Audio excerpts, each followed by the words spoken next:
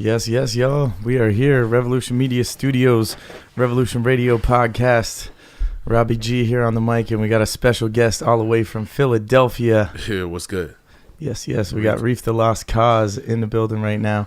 Got some shows coming up, so I had to bring him up here. I had to bring him through the studio. Say what up. So how you doing, man, bro? I'm good, man. I'm chilling, man. Always good to be in Canada, man. Always love. Always, a lot of smoke. You know what I'm saying? A lot of good vibes. You know what I'm saying? I definitely appreciate the kindness that I'm showed up here. So always good. Yeah, for sure. Dope. Yeah, that's what we get a lot, right? Our Canadian reputation precedes us. And man, a lot of people, I don't think that's something to, for anyone out there that maybe think that's like we mock you guys or think it's a joke. I appreciate it because I think the American attitude of trying to be super fucking rude and tough. I'm sorry. Can we cuss on this one? Or definitely. Fuck yeah. All right, yes. Yeah, I forgot. This is a podcast, good not now. that. Yeah. Yeah, I don't think that's something that I would prefer that my United States had that reputation where we need it more now than ever. So, but what's good? Not too much, man. Chilling out here, enjoying the nice weather today. It's beautiful outside. Just got a chance to chill on a patio. And eat food. That was nice. Yeah, that was real nice, man. You know what I'm saying? Got me really relaxed. You know what I mean? I'm trying to keep my I'm definitely gonna try to get a little nap in before showtime. Oh yeah, no, we got a nice hotel up in London, so nice, you'll be comfy. You'll be comfy up there. Nice, good stuff. Yes. So we're gonna be in London tonight doing a show at the Roosevelt Room, and then we're in Toronto tomorrow. Word. For Canadian Music Week at Nocturne. Looking forward to that. Yeah, for sure. Shout out to all my people in London and Toronto. I look forward to seeing y'all. My man Robbie G. We have a good time. Hell yeah. Big shout outs to Snow Goons too. That was dope to see them tweeting about the show and they show mad support, man. Those are my brothers, man. They always hold me down, and I haven't seen them in a while, but they'll actually be in the States in May, so I look forward to kicking it with them. Dope. They're bringing their mom, Manu, DJ Illegal. His mom's like my second mom. She's like my European mom, Okay. My German mom. So she gets to go on the road with them? Nah. She just travels when they come to visit on vacation. Because a lot of times Manu, DJ Illegal, and Det, and Sick Nature, they might do a show or two, but they'll come out for a week or two and just kick it around the States, New York and Philly. But Illegal's mom actually came one time, and he was supposed to go, and he ended up got called for a tour. So she ended up staying at my apartment with me and like my cat and my girl, and we like took care of her for like a week, took her to the zoo and like the Rocky statue in Philly, took her sightseeing and shit. So we definitely bonded. So she's my heart, man. She's an awesome lady. That's one of the things that this music shit, like that's the type of stuff that I will always love about it, is the connections you get through stuff like that. Like this is my homie's mom, and like she became my second mom. You know what I mean? Because just from being around and us building a bond ourselves. But she's awesome, man. She sends birthday cards every year, Christmas cards. She's just a great lady, man. Great lady. That's something that's old that hasn't been around for a while. They do in the actual cards. Right. Yeah, that's old school style, man. Receiving a card from somebody. Yeah. It means so much more, though, right? Than just getting like a Facebook message. I think so. I think, a handwritten letter, things like that. I think they have added value now because it's so rare, you know what I mean, to do it.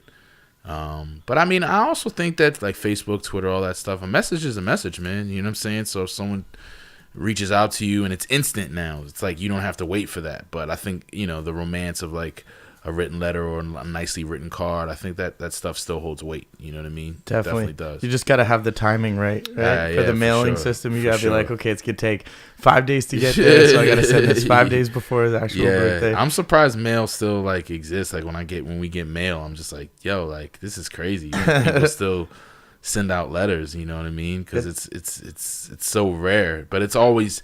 Mail's not so much fun anymore because 9 times out of 10 it's gonna be bills, because those are the only people spam, that the spam, somebody trying to get you to buy something or vote for somebody, or we're having this deal at our restaurant. Yeah, it's not exciting going to the mailbox. It's not there anymore. Might be something cool here. No, it's always the same. Never.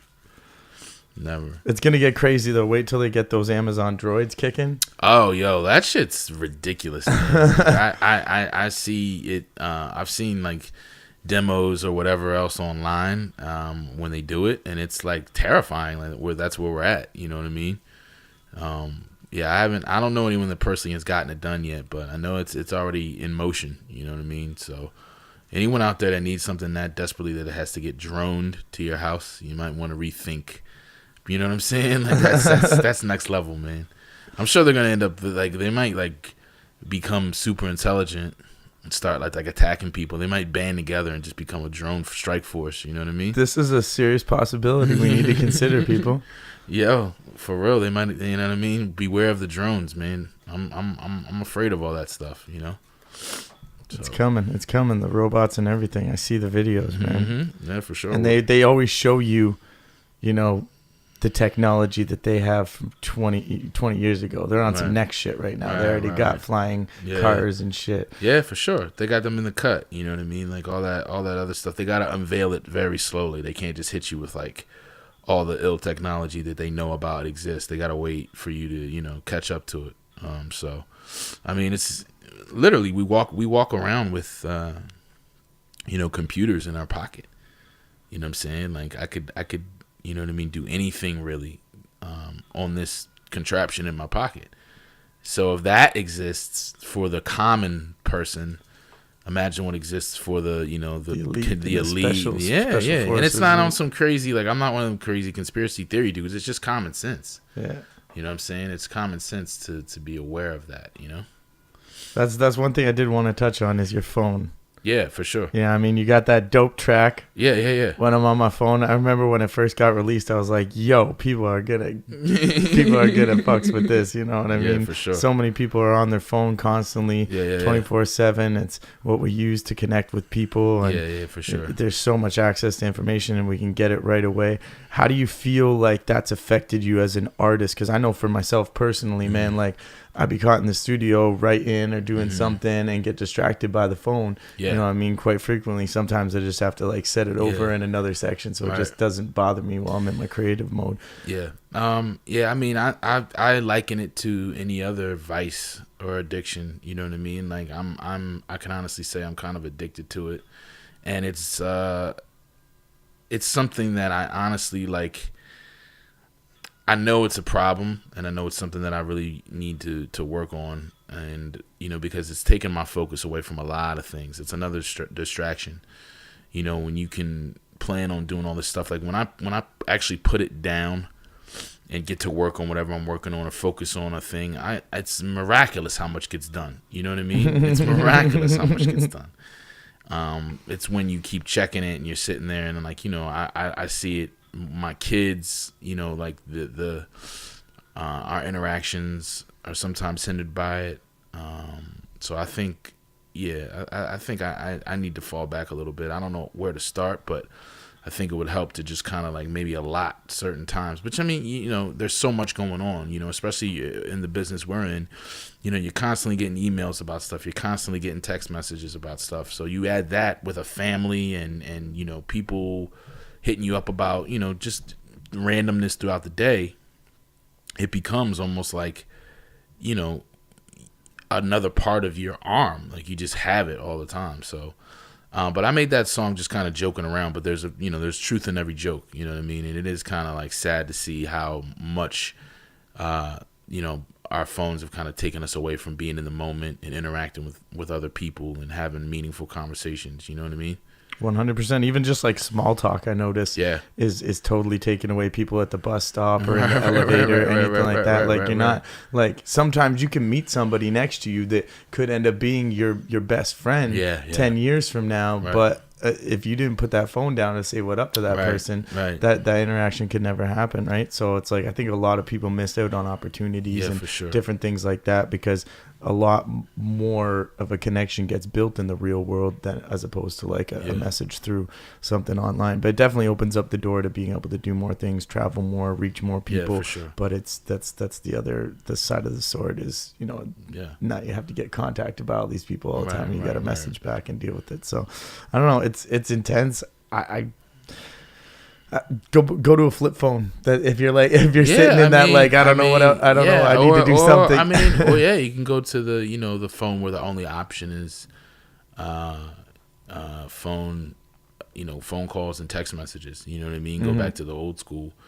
I mean, now data. You have all these, social media sites and websites, and, from what I'm told, you can watch naked movies and, sex movies on your phone. Really? Yeah, you can do that? That's what I've heard. I've heard that. I didn't know that. So I would imagine that, that might, to know that at any time you can do that, might add a little, you know what I mean? So it's a lot. Wait till they get the sex robots, though. The sex robot, or the virtual reality sex porn. You know what I mean? When they put the VR goggles and you're like, "Yo, it's an orgy here." Right. Yeah, that's just coming. Yeah, the robot drones, the sex robot drones are coming. So sex robot. On that topic, I definitely wanted to talk to you about this. Topic. I know. Yeah. On that topic, sex related, there was a big thing that kind of happened in the hip hop world, or kind of shook the hip hop world recently, when one of the godfathers of this hip hop culture was found out that he's been accused of child molestation. Yeah, for sure. And there's some charges against him, Africa Bambaataa, and you spoke out really. About the issue and the topic, and a lot of big hip hop artists have been speaking on it, right, and defending him and whatnot. And you were speaking out directly against him, and also the people that are defending him too. Yeah. So if you can speak on that a little bit. I mean, there's no whenever someone is accused of anything, obviously, you want to use caution. And not jump into the they're guilty or not guilty debate, because you don't know what happened. But this is a situation that's different, because if you know people around that circle, you've been hearing these whispers forever, man. You know what I'm saying? Like, I've been hearing stuff about this guy since I got around some of the older rappers that have been involved in that. So we're talking, I'm 34 now.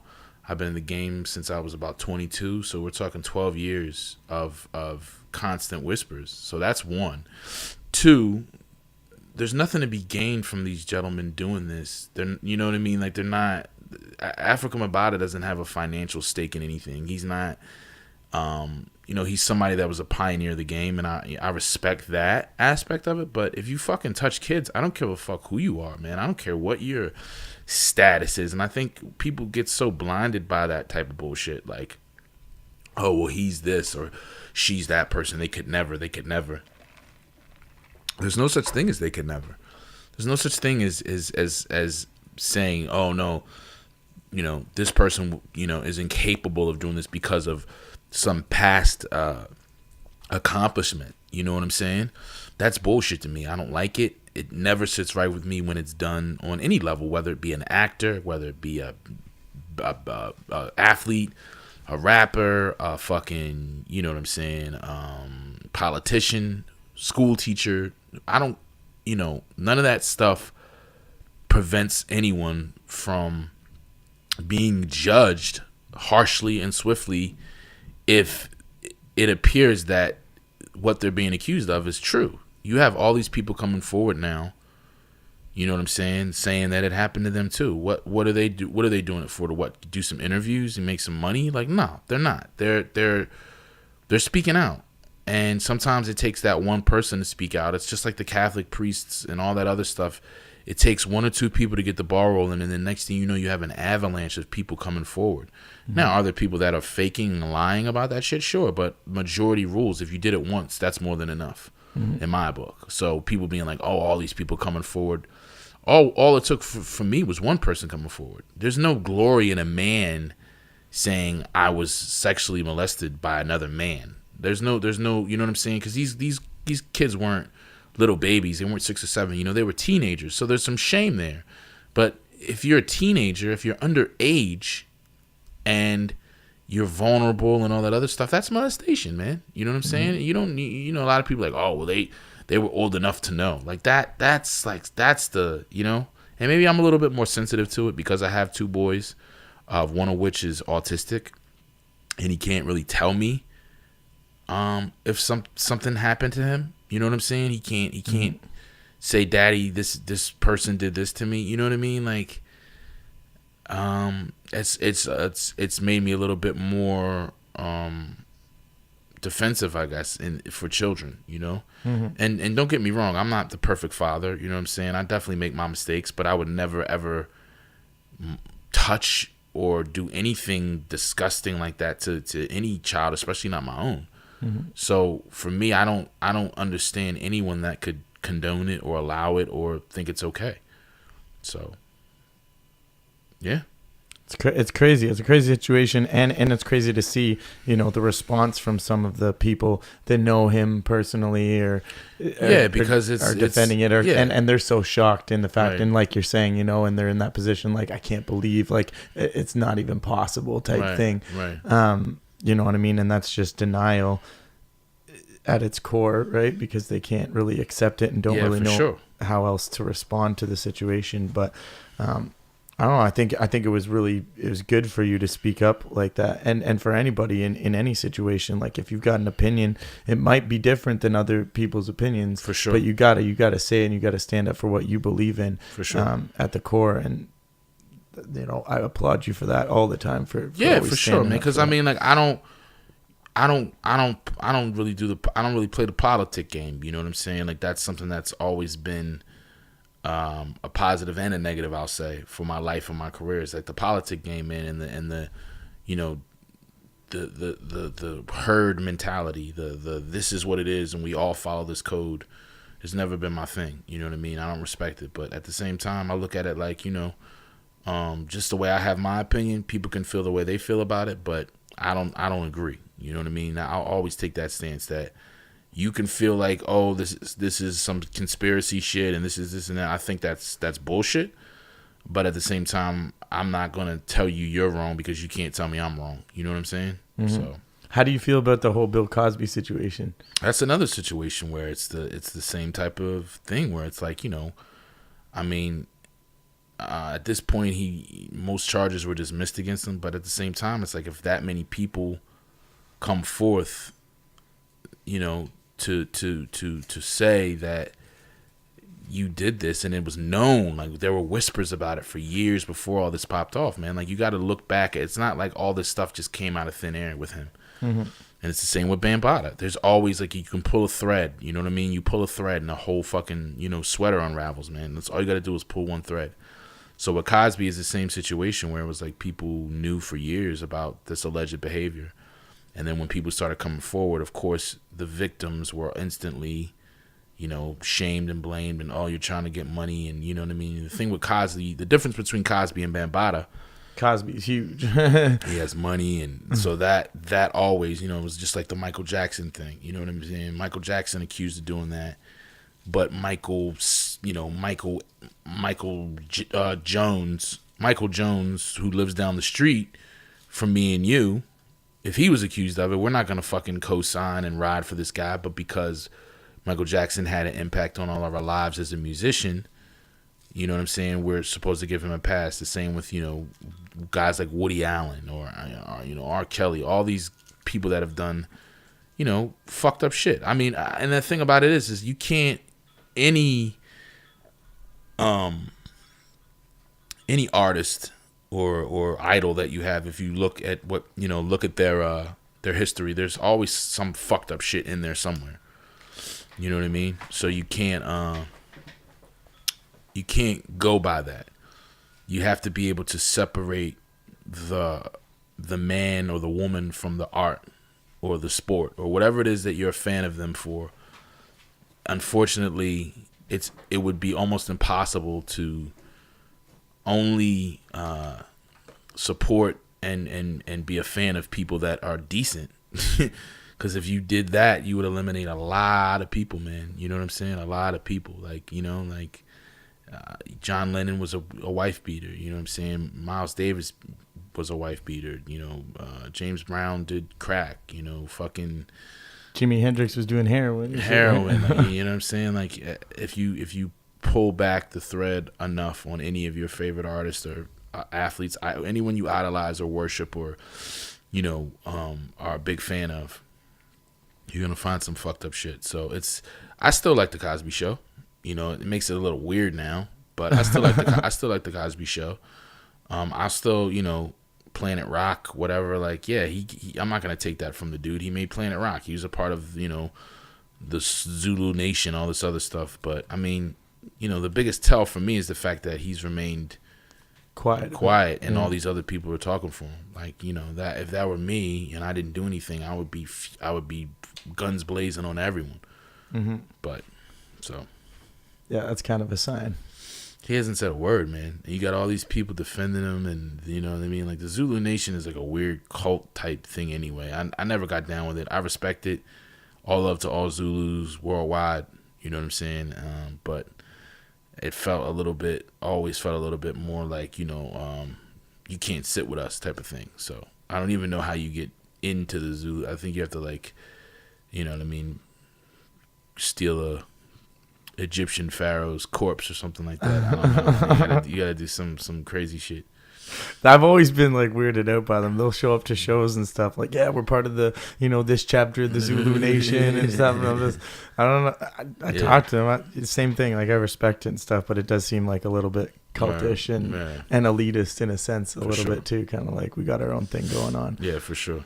But yeah, no, it is what it is. Though the industry's gonna look at it the way that each individual has their own opinion on it, and people are going to defend it if they feel that's the right thing to do. But definitely honesty is the key in everything, and talking about it is also the key. It's, you know what I mean? You can't just brush this stuff under the rug. Right. If somebody starts talking, everybody's got to start talking. And it's the kind of stuff that, like, I don't like to play into the politics stuff or even like whatever's a hot topic on social media and, just feed into that. But at the same time, these are the issues that I think really need to be talked about and exposed, you know what I mean, for what they really are. And in this situation, it's somebody who did something wrong, and they gotta serve the punishment for that. For sure. Is what it is. Anyway, on to some music. You're working on some projects right now. We were talking a little bit earlier. You got a new project. I got a new record. Got a new record dropping. It's either gonna be the end of June or the beginning of July on Soul Spasm Records. It's called Furious Styles, produced by my man Bear One, DJ Bear One. He's originally from Virginia. Worked at Def Jam for a little bit, but he's been in Philly for the last 10, maybe longer years, 12 years maybe. Yeah, he's been around for a minute. And that's like my old head, man. That's my brother. You know what I'm saying? We've been collaborating. Some of these songs are years old, but they still have that fresh feeling too. But we did a lot of new stuff. A lot of collaborations. We got Petey Crack on there. We got STS. We got Truck North. Slaughter Rico, who's one of the illest MCs out of Philly, that's killing things. And my man Ready Rock. So, yeah, we're going to be dropping that. It's like 9-10 joints, short and sweet, straight dagger, straight raw hip-hop. I like to call this like an appetizer as I'm working on, on my next official full-length album that it's like all me. This is more of a, the last couple records that I put out have been collaborative efforts between me and like one producer, you know what I'm saying? Besides like the record. Right, besides the record I put out with King Size, shout out to my brother Size, Year to Hyenas in 2014. The last couple records I put out have been, the record with the Snow Goons, you had Fight Music, you had the record with Iman, Reef The Lost Cauze is Dead, which produced all by Caliph now. So I'm itching to get back and do the record that I want to do with just my vision and picking different beats from different producers. When you do an album with a producer, it's y'all vision, and I love it. But after this record, which is phenomenal, Bear did an incredible job on the beats. It's just a good record. I'm going to get back to work and drop, like the full 16 joint, buffet. Right now, it's just a little appetizer, a little warm-up. I might do a little another mixtape or something between then and now. But I'm working, man. I'm working, you know what I'm saying? Like, life is become more important than music.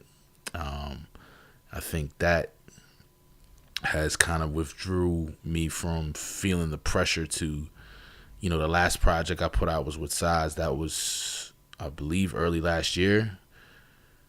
Yeah, early last year to early 2015, like February 2015. So I haven't officially put out a project in a year and some change. And for a lot of artists, that's like, they're dropping shit every month. And for me, it's just more about living and experience. I don't have nothing to talk about. If I just did something a year ago, like nothing's there, not that much has happened. You know what I mean? So for me, it was important for me to, build and experience before I just threw something back out there. But my work ethic speaks for itself, because even without that, I'm on a new song every other day, something new with me on the drops, because I'm always collabing, stuff in the vaults, you know what I'm saying? So it's good, you know what I mean? And people like you who continue to reach out to do, interviews and shows and things like that, I'm grateful for it, and I got my podcast popping, you know what I'm saying? So yeah, shut up the podcast so people can check it out. SoundCloud.com, Reef Radio. We started it like 2 years ago. We kind of fell off. It's hard to maintain. So I commend anyone that does, you did the radio show every night for years, podcasts, anybody that can maintain that schedule, because it's really hard, man, to constantly have stuff to talk about, constantly have guests. You got to have that shit planned out. But I'm starting to like it more than I like being in the studio recording. It's a lot more fun. There's no pressure to this. You know what I mean? You just sit back and talk with your homies. Yeah. So we've had some good shows, man. We've had some great guests. Master Ace, the Rugged Man. J Zone was one of my favorite interviews. Homeboy Sandman.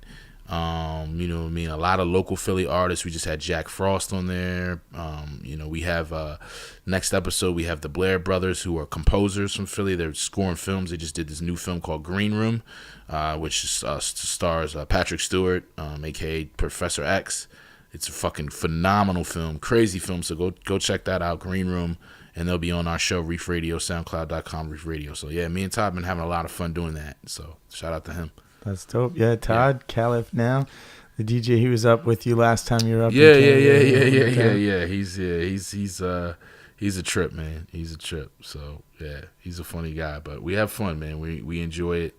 And, without him, it wouldn't go down, because he knows how to do all this, press the buttons. Yeah. I would be completely lost without him in that aspect. So. Yeah, shout outs to my homie AV, who holds me down in that respect, too. My Asian friend. No doubt. Yeah, he got you holding it down. Got the Asian friend. He's in here. We got to get a third mic in here, though, so I can get him when we get guests in, so we can all rock together. Word. But yeah, man, he holds it down. Oh, yeah. Let's do this. Yeah, spark that up. Yeah, man. So yeah, looking forward to hearing the new album. Working always, like you said, your work ethic is crazy, man. I appreciate all the music that you put out there. But it's like you said, people are always releasing new stuff. My homie Mocha Only, he's doing this year 12 albums for 2016. What? So he's dropping an album a month the entire year. That's insane. And he's a producer too, so he produces all the beats for it, sings and raps on it. And puts it out. Yeah, he's a shout out Mocha Only, man. He's a legendary guy, man. Legendary figure, man. Legendary name. If you know anything about underground music and hip hop music, the counterculture, that name. But that's crazy. Like they're all done already, or he's just doing it. He's doing it every single month. He's working on it. Wow, that's very ambitious. Very ambitious. It's crazy. It's crazy. Next album for next month is going to be an all instrumental album. Too. Okay. He's doing just a straight production. Hey man, look, if you're able to bomb them like that, and you have that creative spark and the tools and the the love to do that, like, more power to you, man. You know what I mean? Like, that's incredible. So shout out to him for taking that leap. It's crazy, but sometimes, honestly, I feel like it's a little bit too much. Sometimes I'm just like, yo, it's a lot to digest, man. I'm a fan of Mocha. Every single month, another one out. But it's like, hey, it's another hour worth of music. Yeah, you just pop that that's shit how on I am with a lot of artists that are prolific in releasing stuff. It's hard for me to keep up with the new music that's dropping, and it's hard for me to keep up with artists that I love, let alone that I don't know about. But even someone like Prince, who just passed, a week and a half ago, maybe. I'm realizing how much music of his I don't know, and it's insane. He has so much. Someone posted like a picture with like every album he's dropped, official record, and it's like 40 records, dog, and I'm familiar with like 10, honestly, 10 out of 40. He dropped the album like last year, I think, and like I didn't even, it's crazy, man. It's crazy. That's like for me, Guru and Nas. It's like that. Guru's discography is just like so ridiculous. Like with the Jazzmatazz, the like 7 or 8 of those joints, and then all his albums with Premier and like, he's prolific like that. And the fact that he died so young, still, you know what I mean? Right. Like all those MCs, or even Tupac. Tupac's got so much stuff that's still unreleased. Right. Biggie. Jay. Yeah, for sure. People got vaults, man. I'm not a big vault guy. I mean, I have stuff out there that I recorded for other people, and they haven't released it yet. But as far as my own, like just songs in the stash, I don't really sit on stuff too much. What about you? Like, I like letting it fly. Like, you know what I mean? Like, unless it's like the worst shit ever. You know what I mean? I like letting it fly, but at the same time, there's a few records. Like, I got a couple joints on my next album that I started recording 3-4 years ago. Right. I hear you. And like that stuff, it just kind of like marinates. Yeah. It's like a steak. You just put the spices on and let it sit in the fridge for a little while, and then you bring it out, and it's like, damn, that tastes good. So I don't know. Sometimes I'm like that. Like this year, I'm putting out a bunch of music. So I got an album dropping next month, and then I got another album dropping this summer. What's the record coming? I don't have a name for it yet. Name for it? Right. It's crazy, and it's the first record I ever did that's no features. Oh, really? Just straight you? That's what's up, bro. Yeah, that joint that I was showing you, the whip over here. Yeah. And all those beats are produced by one producer, Killer Day Pop, and it's all like that boom bap banging head nod shit. No doubt. Yeah, so I don't know. It's different. It's something new that I've never tried out. Have you ever done a project no features?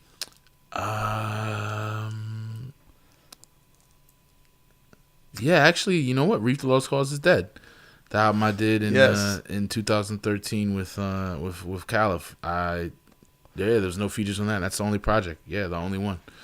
And that was I've put out a healthy amount of music. So I think is it because of that it's just you and this producer, or you feel like the music, the stuff you're talking about is so personal? Because for me, that's why Reef The Lost Cauze is dead, is no features, because it was so personal, man. It was like I needed to get all that shit out of my system. You know what I mean? For this one, it's not like that. It's not so much personal. It's more like having fun with the hip hop. It's the music that I love making the most. Right. And I was sitting back listening to a lot of my albums recently, and they were just feature heavy. Right. Like I got some albums that got like 10, 12, 15 different people, whether it's somebody singing the hook or, assisting here and there. And I just feel like, I want to listen to something that's just like straight me. And if I was a fan of me and I wanted to just listen to Robbie G, right, and then every track you're hearing somebody else, take in like a minute of that song is somebody else, and you don't really get enough of just that one artist. And that's when I was kind of building the concept about a year ago, putting the tracks together, and then J. Cole dropped his album that had no features on it. The Forest Hill Drive. Yeah, right. And it did incredible. Right. And I'm not saying I'm going to do J. Cole numbers. No doubt. But it gave you the confidence to bet, yeah, exactly. It gave me the confidence to be like, you know what, maybe I can put something out that's just me, and my fans are going to appreciate it. Yeah, for sure, man. I think features they're dope, and it's always good to have, and from a marketing standpoint, it's always important to, have a name or two that people that maybe not recognize you will recognize it. I know how the game goes, but I think those records with no features on them, they can really, I think, if I'm not mistaken, like Jay-Z's The Blueprint, I don't think had any features on. Like, you get those records, man, where it's like you just hear the artist and what the artist is thinking through the whole project, and it really, you know what I'm saying? It really, really, really brings them closer to you. So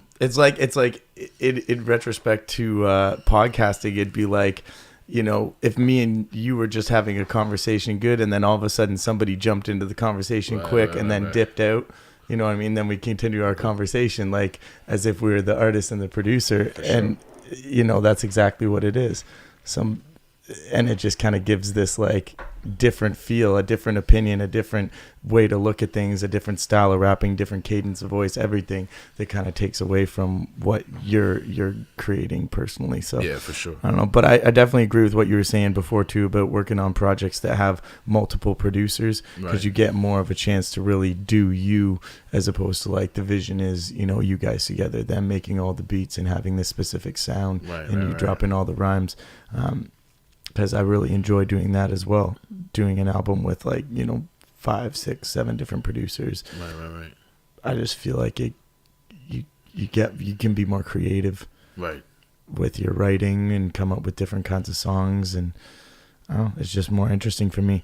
I wanted to talk to you a little bit about as well, like the projects that you've obviously worked on with Army of the Pharaohs. Yeah, for sure. That's a big thing for a lot of the listeners out there, the big AOTP fans. Yeah. Shout out to all the people feel it. You guys make doubt. great music together. So I wanted to ask you a little bit about how the process kind of came about. We've talked about it before on past interviews, but just how you first came about getting into Army of the Pharaohs and being introduced to them early on in the Philly hip hop scene, seeing what Jedi Mind Tricks was doing and stuff. Yeah, for sure. How that got involved. I was doing my thing around Philly. I had already put out a record on Eastern Conference Feast of Famine, and I gotten cool, just through being around Philly. And it's a small scene, man. You know what I mean? And me and Planet, from Outer Space, me and him were the first to link up and start building. And then I met, Crip and Size, and then eventually I met Paz, and we all just got cool, man. And we all used to just kick it. We would be at shows and different things, drinking, parties and things like that. And it was never on no music shit.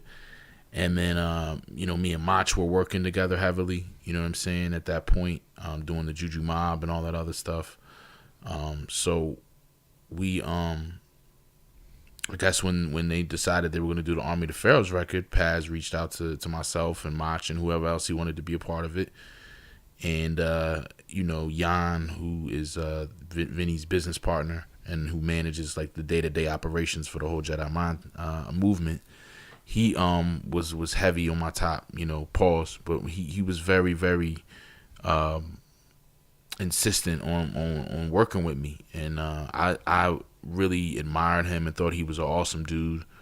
So I was like, yeah, let's do it, man. And so, we all just, started building and working. And, we did the records together. And, we toured a little bit. We did the Fight Music album. Me and Jan was kind of managing me for a minute there. So, that whole experience and even the, the last 2 records that we did,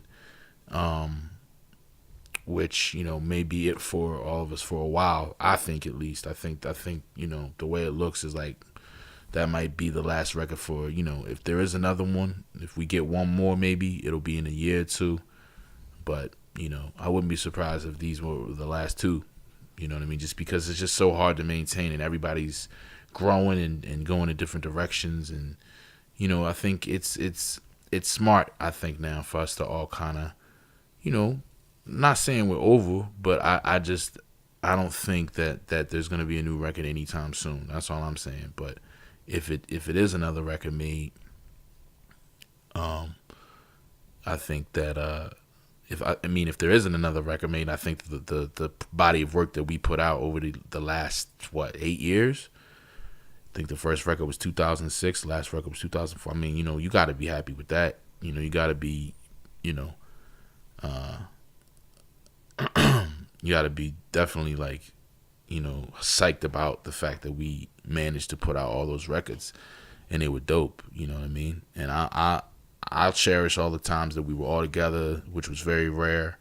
It just was an energy, you know what I'm saying? It just felt really, really, really dope, you know what I mean? For all of us to be in the same room and be a part of something that was bigger than, its individual parts, So, but yeah, those are my brothers for life, man. I got love for all those dudes, man. You know what I mean? I got love for all those dudes, for sure. Word up. Yeah, no, you guys made some incredible music. I hope it's definitely not the last 2 that come up. Hopefully there is another one. It's just when you just, it's kind of felt like, when we were doing the shows in LA and all that other stuff, it just, I don't know, man. It's just felt a little ominous to me. You know what I mean? And maybe I'm wrong. Maybe we'll, the call will come that we're about to try to do another record. But I don't know, man. I don't know. That's all. That's all I can really say about it. That's my nothing happened at all. It's just my intuition. You know what I'm saying? This is the vibe that I get. From just being around long enough to understand how things work. So. Well, time will tell. Yeah, time will tell. Time will tell. We'll see what happens. Yeah, for sure. I wanted to ask you about your shirt. Yeah. The Beard Awakens. Yeah, the Beard Awakens. Yeah, man. That's, I know you're all about that beard life. Yeah. That's my. This is the mixtape. It's the cover to my brother Jack Frost, who's a Philly legend. You know what I'm saying? He's been around for a long time. He's a good dude. He just put out a mixtape called The Beard Awakens. You can get that on that Pip or just jackfrost.com. But he has a clothing line and called Beard Gang clothing. So I have like all these, like I have mad, and he always drops off stuff, and he drops off like bundles. So I have like 20 hoodies. It's like beard and hip hop. Got beard, the beard, like everything's, you know what I mean? Like the Fresh Prince, but the fresh beard, you know what I mean? So it's like, you know what I mean? So I'm definitely, we got the Beard Gang record coming. I mean, that's a project that's been done for a while. That's something that's in the vaults. But that's a record that features Freeway, Frost, myself, Malik B from The Roots, and Sean Price. Some Smith and Wesson was on there, and my man Tanner the Beast, Kev Sanchez, who was one of the illest rappers ever to come out of Philly that no one really knows about because he was locked up during what should have been his prime.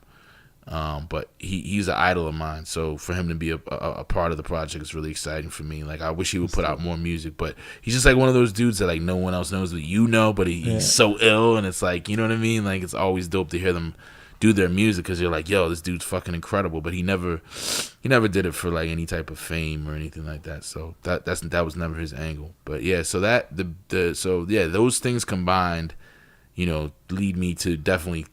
I can definitely say I'm about that beard life. You know what I mean? Being down with the Beard Gang Click record. My boy always lacing me with the beard gear. You know what I'm saying? So you gotta get some of that beard cream. Freeway's got that. Yeah. The Frost has a beard cream.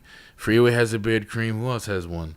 Somebody else has one too. Like, it's like that's like the hustles are crazy out here right now, man. People are hustling all types. When of the shit. CDs ain't moving, man. Yeah, you gotta figure it out. You gotta figure it out. People are using this shit every day. Every day, bro. I'm gonna start coming up with my own razors or something, man.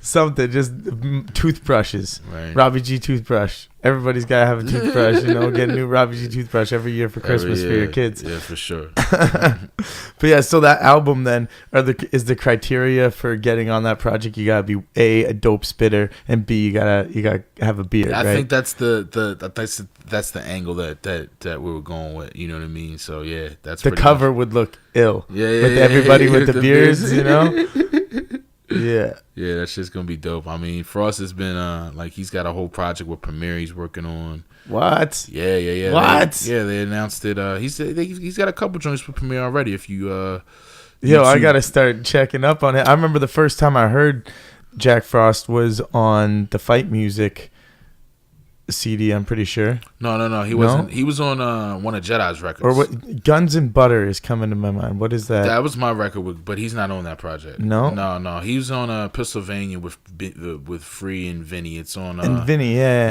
That might be the first time you heard him because he had just this like super powerful deep voice. You're just like, holy shit, who's that spitting? Yeah, he's like a big bear, man. He's a big grizzly.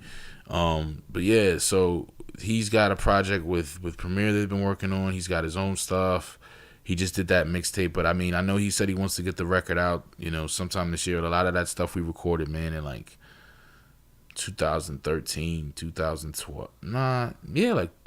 Some more vault shit. Yeah, bro. So, I've completely forgotten. We only dropped the one song, the Psychopath.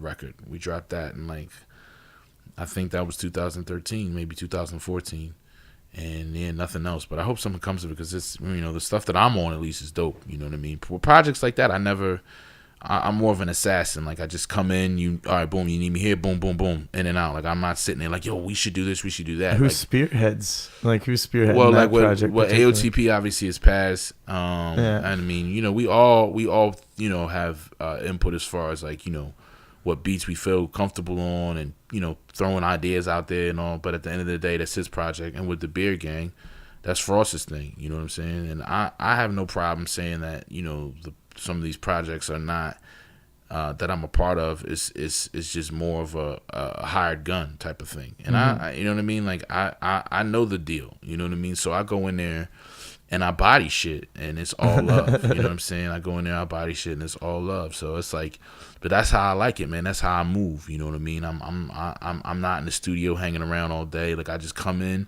do my part and bounce. I don't like Reef be rapping. Reef be rapping. He's coming in there. He's like, I ain't fucking around. I ain't trying to be bougie at the bottle and chilling like, in the corner. 9 times out of 10, I like to have my, you know, I rarely just come in and vibe to the beat. I know that's a thing people do. I'm gonna vibe to the beat and write on the spot, but I like to, you know, if possible, already have my shit written. You know, load up the track. I'm gonna do it 1-2 takes at the most, maybe 3, depending on if I'm having a bad day. You know what I mean? And then I'm trying to, you know, be out if that's all I'm here to do. You know what I mean? If I'm here to do a couple songs or whatever, like let's knock them out, and then I can kick it and smoke weed and all that other stuff. Like, I wanna get the work done first. Yeah, man. I wanna get to work.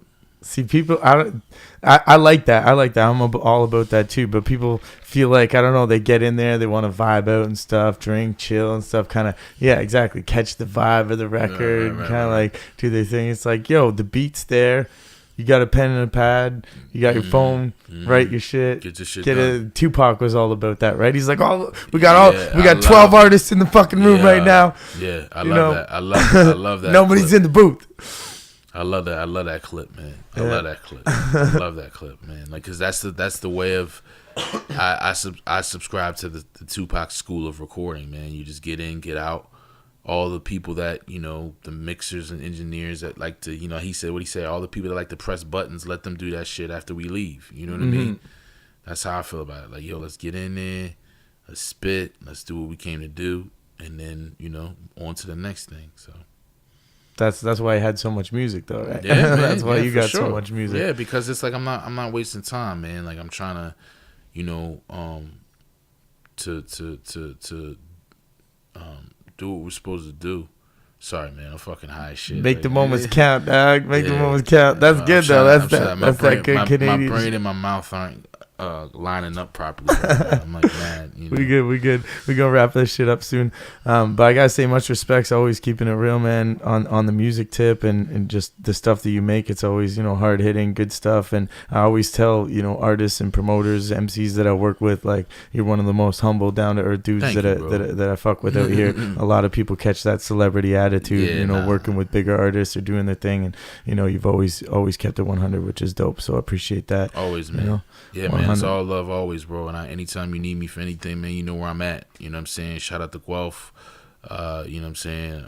Robbie G, Toronto, London. We'll see you soon. All of Canada, man. Peace. That's what's up, yo. Yeah, we're gonna try and set something up for a big run soon. So we'll see. We'll talk to some people and see if we can get you all across Canada. I know you've already been on the West Coast and stuff. So. I haven't really though, not really. I know you did it. You did a show in Calgary, I think, before. Yeah, that's it. But Calgary's like, isn't Calgary like?